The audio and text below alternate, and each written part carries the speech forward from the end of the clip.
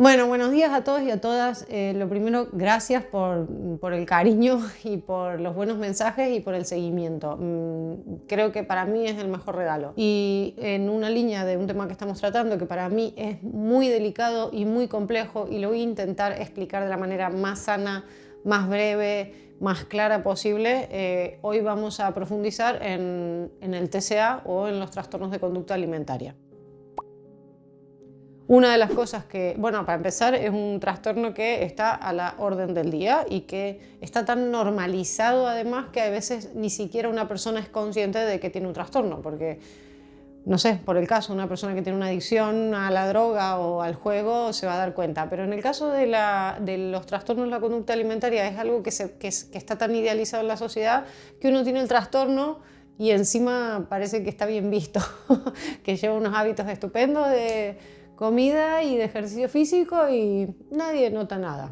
Entonces, bueno, creo que me parece súper importante crear conciencia y dar información sobre qué conductas son normales y cuáles rozan la patología para poder que cada uno en su interior, en su conciencia o en su alrededor pueda identificar un poquito más dónde está esa línea. Y a todo esto, si ya de por sí era difícil antes, ahora con la influencia de las redes sociales, creo que esa línea todavía está o más borrosa o incluso hay mucho más margen que se considera comportamientos normales y que en realidad enmascaran un trastorno. Lo que voy a intentar es ir hablando o charlando sobre estas por ahí delgadas líneas que a veces uno no es consciente que ya ha cruzado o que está constantemente coqueteando con ciertos comportamientos o siguiendo a personas en las redes sociales que están inmersas en comportamientos no saludables y que pueden enmascarar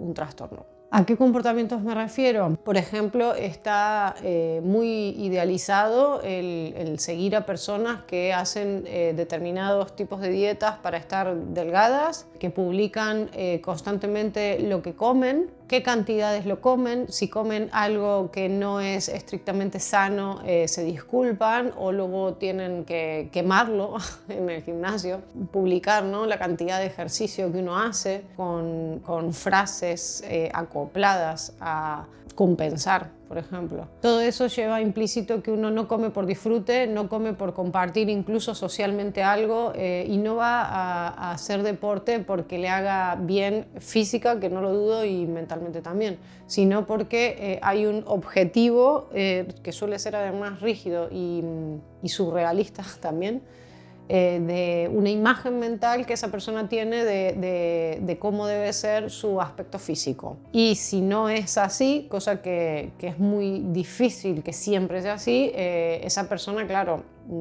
lo empieza a pasar mal.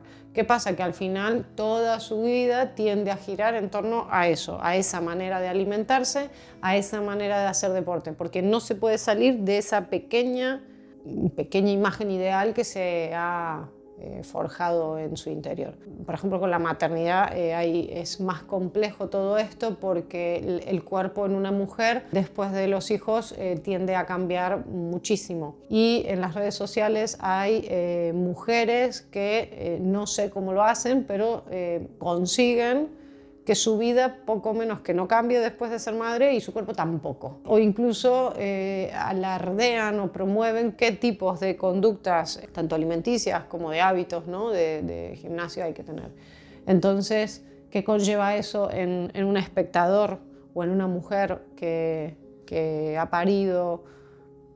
Conlleva mucha frustración, porque cada cuerpo tiende a un equilibrio X y cada cuerpo se estabiliza después de la maternidad o antes de la maternidad, se estabiliza en un punto óptimo que es diferente, ¿no?, al del ideal único y fijo y estructurado que todo el mundo persigue. Entonces, al final, creo que a nivel general lo que decanta emocionalmente en una persona cuando conecta con las redes sociales y con las personas que sigue es que se siente frustrada, se siente que su vida está mal, que su vida no es como ese escaparate bonito y precioso y perfecto que sale en el teatro de de Instagram.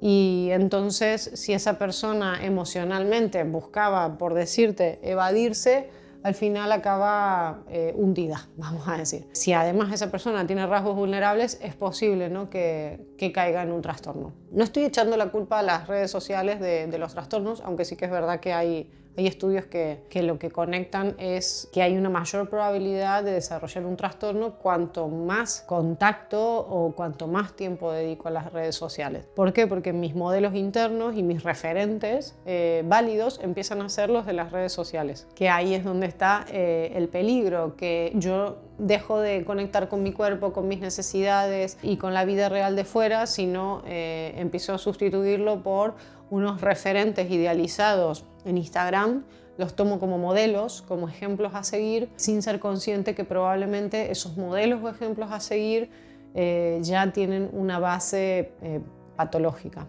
en lo que se refiere a trastorno de conducta alimentaria. Entonces, ¿cuáles son las consecuencias de tener mucho contacto con las redes sociales? Que al final ese contacto hace que sustituyas tus valores y tus modelos y tus referentes por esos modelos, esos valores y esos referentes. Vamos a poner el caso que si yo me compro una revista para ver peinados para una boda o para cambiarme el color del pelo, en una revista puedo ver 3, 4, 5 mujeres. Sin embargo, en 20 minutos de la red social igual he pasado por 50 imágenes de 50 mujeres hermosísimas y bellísimas y perfectas, con un súper mega pelazo.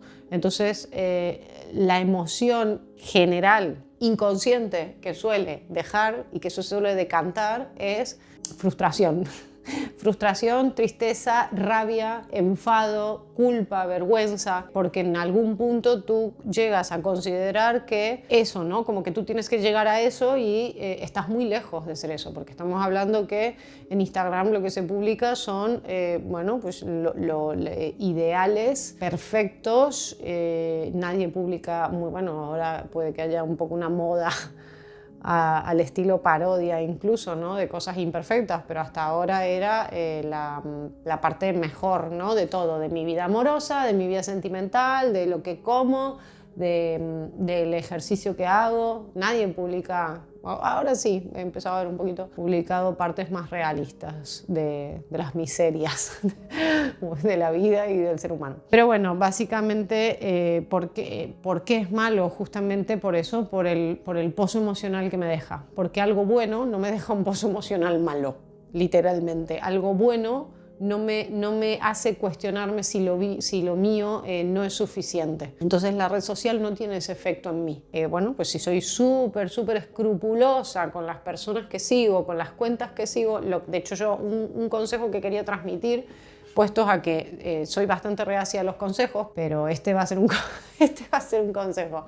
La mayor cantidad posible de mis seguidores, que sean seguidores de calidad, con certificados profesionales, ¿no?, en las áreas que a mí me gustan.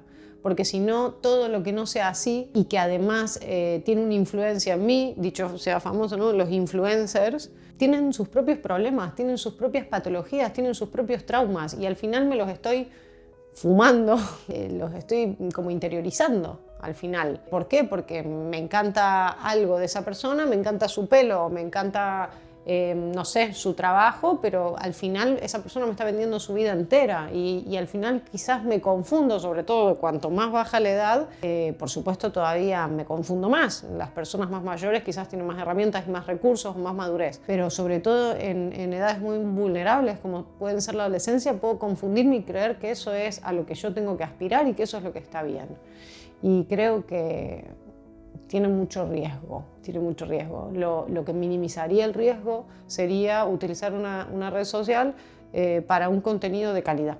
Dicho esto, me parece muy importante, a través de una de las preguntas que nos llegan sobre los temas que queremos plantear, es si aquellas personas influencers, aquellas mujeres o aquellos hombres son los culpables del mal ejemplo o el estigma o de la carga, ¿no?, que nos supone, o incluso, ¿no?, de desarrollar un posible trastorno de conducta alimentaria. En mi opinión, yo considero que esas personas están en el mismo bando que nosotros. Da igual si yo te sigo a vos y vos no seguís a nadie, ¿no?